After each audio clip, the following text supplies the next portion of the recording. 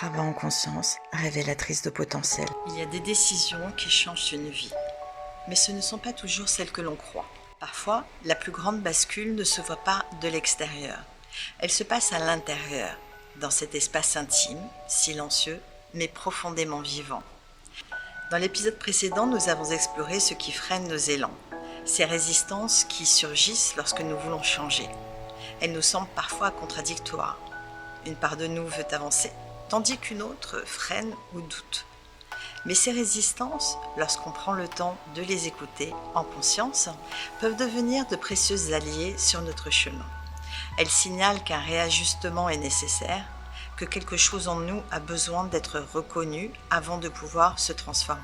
Aujourd'hui, j'aimerais vous parler de ce moment décisif, celui où malgré les peurs, malgré les doutes, une partie de vous dit oui. Un oui intérieur qui ne dépend pas du regard des autres, ni même d'un résultat immédiat.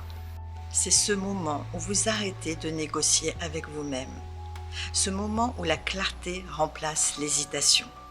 Vous n'attendez plus de garantie pour avancer. Ce n'est pas forcément spectaculaire, c'est parfois un souffle, un frisson, une évidence paisible. Et pourtant, tout change après cela. Vous l'avez peut-être déjà vécu. Un matin, vous vous réveillez avec cette certitude calme. Quelque chose a bougé. Ce que vous redoutiez hier n'a plus le même poids aujourd'hui. Votre énergie se réoriente. Vous vous sentez étrangement disponible. Et l'extérieur commence à répondre à cet intérieur plus aligné. Car la décision intérieure n'est pas une contrainte, c'est une permission, une autorisation que vous vous donnez à vous-même, de vous choisir, de vous honorer, d'aller vers ce qui vous appelle même si ce n'est pas encore balisé. C'est à ce moment précis que la motivation cesse d'être un effort. Elle devient un courant naturel, elle naît de cet alignement, d'un désir qui trouve enfin sa direction. Et souvent, cette décision ne s'explique pas, elle se ressent, comme si une part plus profonde de vous avait pris les commandes. Il y a alors comme une reconfiguration intérieure.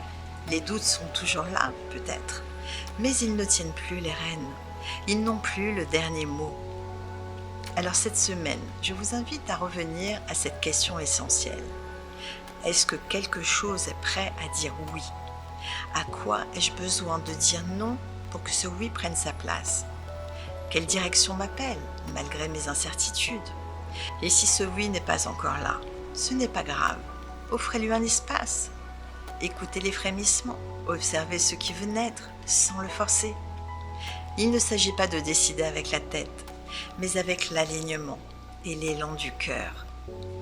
Dans le prochain épisode, nous plongerons au cœur du désir. Pas celui qui s'agite à la surface, mais celui qui vient du fond de l'âme. Nous verrons comment reconnaître un désir vrai, le nourrir de clarté et de conscience, et laisser cette flamme devenir la force douce et durable de votre transformation. Pensez également à télécharger votre atelier sur le désir numéro 5 pour une plus profonde introspection. Vous trouverez le lien de téléchargement dans la description de cette vidéo. En attendant, accueillez cette décision qui peut naître en silence, comme une graine que vous venez de planter. Vous n'avez pas besoin de tout savoir, juste d'y croire suffisamment pour l'arroser. À très bientôt. Rabat en conscience, révélatrice de potentiel.